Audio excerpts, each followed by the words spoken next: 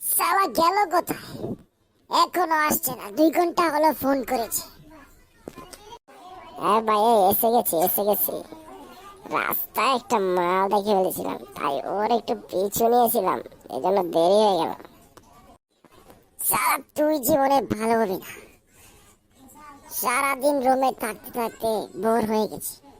চল একটু বাইরে থেকে তোর সাথে একটা মাল দেখে আসি, কি বলিস? চল তাহলে, সব কাজে দেরি করতে নেই, জানিস না তুই? যা বাড়া, একটা মালও নেই। সালা কি করবো এখন? দাঁড়া বাড়া, মাত্র তো আসলাম, স্কুলটা ছুটি হতে দেস না। তারপর দেখ কত মাল আছে, দেখতেই থেকে যাবে। কি রে ভাই, আর কতক্ষণ বসে থাকবো? মাল কি আজকে আসবে না? তাহলে আজকে কি আমাদের মাল দেখা হবে না? বাড়া, তুই এত চাপ নিচ্ছিস কেন সালা? মালের জায়গায় তো দাঁড়িয়ে আছি, মাল তো আসবে। শের কাবি ঝুঁকতে নেই সালা, মাল দেখেই যাবো।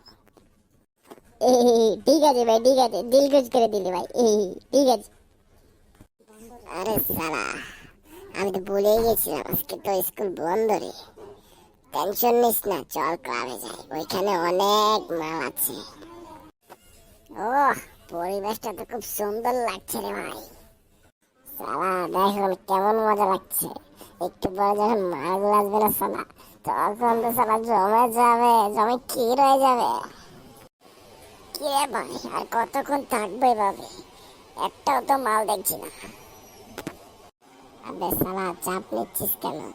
এমন তো হতে পারে মালের মায়েরা ওদেরকে আটকে রেখেছে। সালা ভেবেছিলাম একটু চিল করবো, সেটাও হলো না। চল বাসায় চলে যাই।